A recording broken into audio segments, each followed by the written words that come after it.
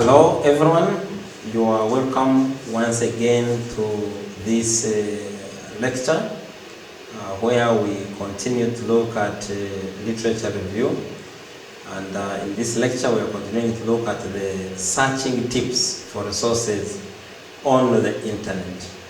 Yes, as we mentioned before, you might already know where to find your documents that you want to review. For example, the articles, the books, the chapters in books, the corporate or government reports, and so on and so forth. But how do you search for them?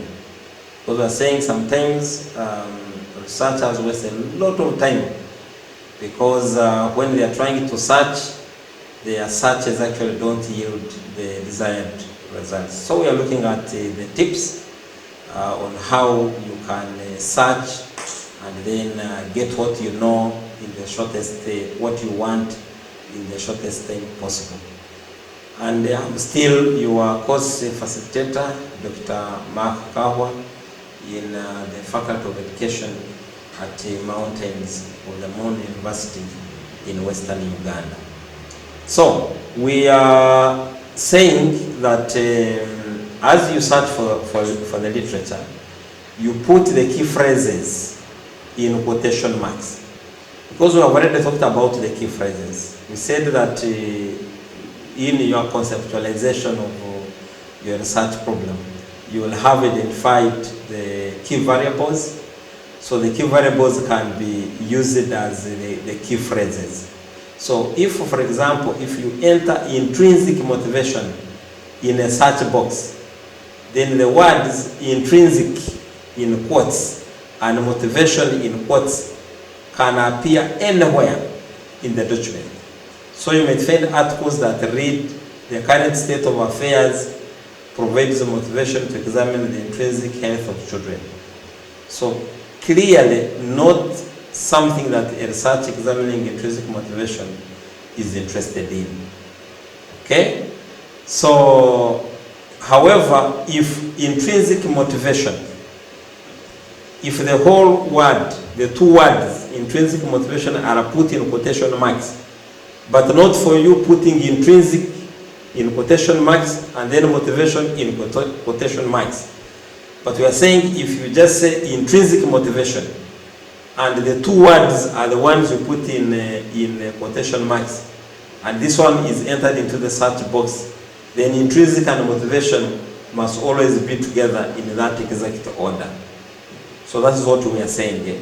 So you don't search by one word intrinsic and you put it in quotes, and then you again search by motivation, you put it in quotes. No, we are saying the two words, you put them in together and then put them in quotation marks, and then you go and search and browse and go to any search engine. You'll be able to get the desired results. Now, when searching online, another tip is that use the limit function to reduce searches that have too many results. Typing intrinsic motivation in quotes into a database will provide thousands of hits because much research has been conducted on this variable. So instead of wading through thousands of articles, limit the search to only articles you are interested in. Perhaps you are interested in intrinsic motivation in education. So you can limit the search by also requiring the word education to be included in the article. Because if you just talk of intrinsic motivation, this is very general. That means the words that will come, intrinsic motivation in education will come. Intrinsic motivation in health may come. Intrinsic motivation in business may come. Intrinsic motivation in the army may come. So to put limiting words is very, very, very important. That means there you are narrowing down to the specifics. And again, here when you say intrinsic motivation in education, where? Is it in America? Is it in Kenya? Is it in South Africa? Where? Is it in Uganda? So if you also added the location, then your search now becomes very specific. You narrow down your search, it becomes very specific. Okay. Limit use of Google. This is another source because especially the younger, many researchers, and especially the younger researchers are accustomed to the use of the general Google. So everything they will run to general Google. So the internet provides many options for finding academic literature.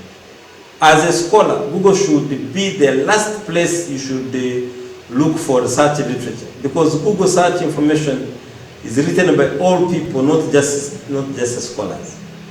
All junks of people will post information on the general Google.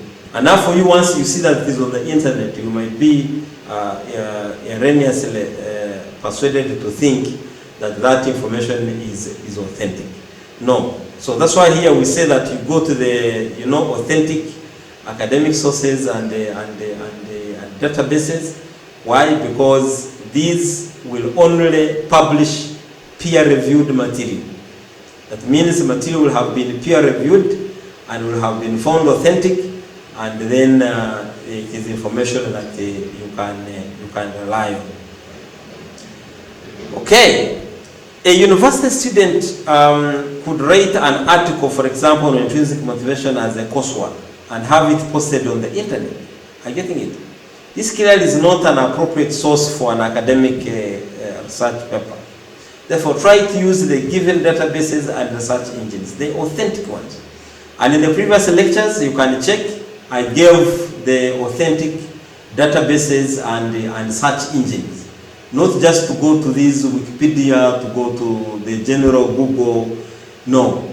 There you will find there information actually that is not peer-reviewed. Information that is just junk. Because many people can post anything that they want on the internet.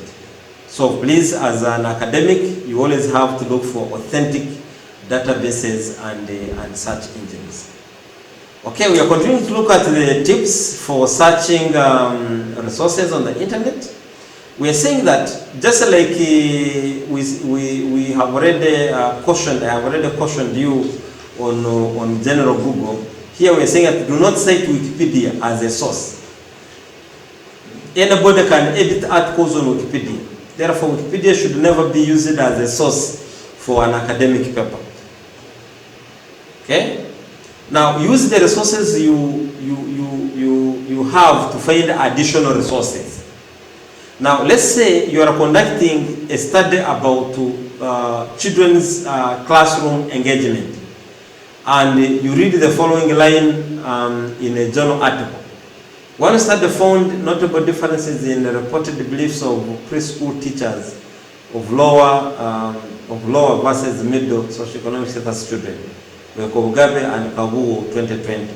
So you are interested in learning more about this study by Kabuo and by Kobugabe and Kabuo. Therefore, look for it in the references section of the journal article that you are currently reading. So here what we are saying is that just one article can lead you to so many other sources, so many other articles.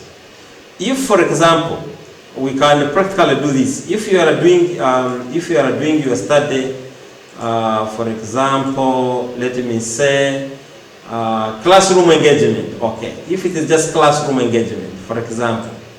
So, and I'm going to search for it on Google Scholar. So I go to Google Scholar.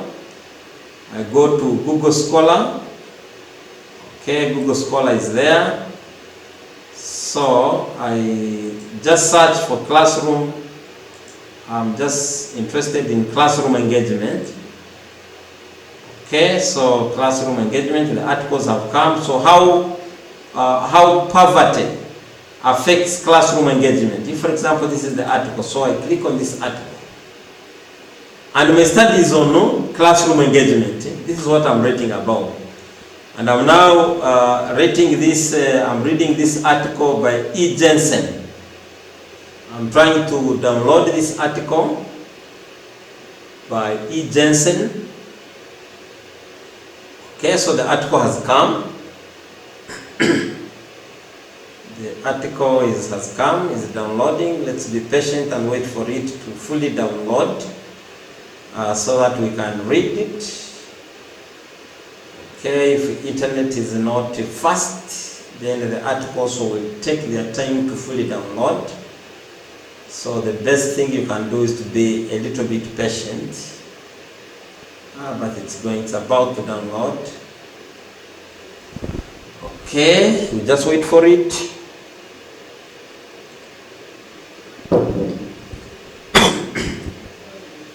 We just wait for it.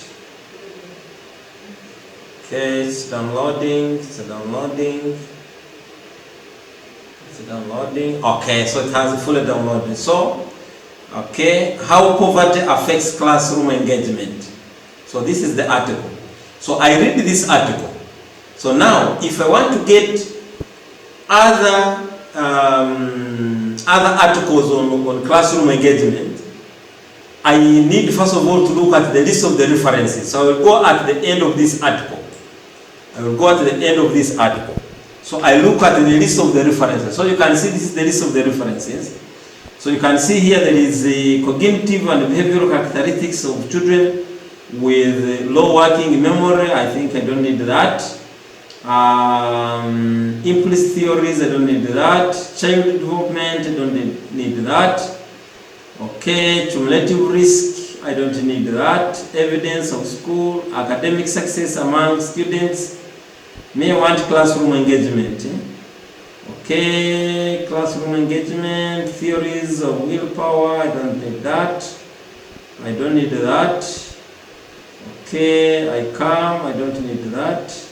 Okay, so I have checked this article, there is nothing, it can guide me. Okay, so no worries, students' classroom engagement produces longitudinal changes in classroom. I will click on this article. So I will read this article. So remember what we were saying, that before you just continue searching in the different databases, if you have read one article, then one article can lead you to more other relevant articles. How do you do that? By just going to the list of the references and see if the articles that this book cited are relevant to your own study. So it is loading. It's still loading. Okay.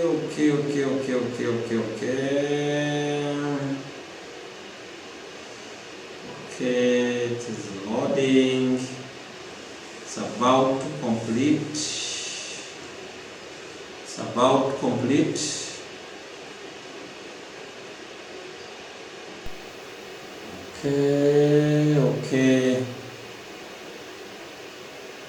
Okay, we have to give it some time.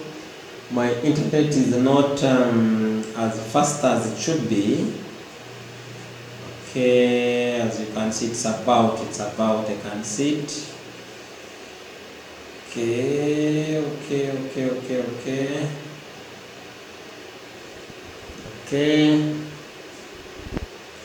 Could not locate the requested record. Okay, so we'll leave that just because of the internet. But what I'm trying to say is that maybe let me for the last time try this one. Student engagement in the classroom, the impact of classroom, teacher, and student factors. Okay? So I'm trying to download this article, and then once it has downloaded and I have read through it, maybe I have cited some information from this article, then before I archive it, I go down and look at the list of the references to check if there are relevant articles that I can also read and cite. So as you search for literature, actually this in itself is also like a tip. Looking at the list of the references is in itself like a tip of how to search for relevant information. So I can see it is taking its time. Okay, it is taking its time. Okay, maybe I will come back to that. I can continue presenting. I can come back to that. Okay, so we are saying another tip that we are talking about. So here we are saying, so we are saying that once we find the article of the title of the article, then go online and type the title, keywords or the entire title into Google Scholar with quotation marks surrounding it, and then you'll be able to get the article. If you are unable to find the article on the internet, you now have used the resource you are currently reading to find another resource. In this way, each article you read can provide you information about other articles that are useful for your study. So I think, members, you need to note that each article you read is in itself a resource, is in itself a source that can lead you to other authentic or other credible resources that you can cite. Then you can use Boolean operators. The Boolean operators are simple words that you use to separate your search words. And the Boolean operators, you can use and, you can use or, not, and not. And these are used as conjunctions to combine or exclude keywords in a search, resulting in more focused and productive results. So no worries, in our forthcoming lecture, I will talk more about the Boolean operators and how to use them. So I think our article has not downloaded. No worries, at least I have shown you what to do. I have said that once you have read one article, in that one article can lead you to other articles by you going to the list of the references and getting checking through the relevant articles. And if you get a relevant article, then just get that title, paste it into any search engine, and then you'll be able to get the authentic articles that you need. So I think we can now stop here for now. When we come back, we shall just pick on and start looking at the Boolean operators.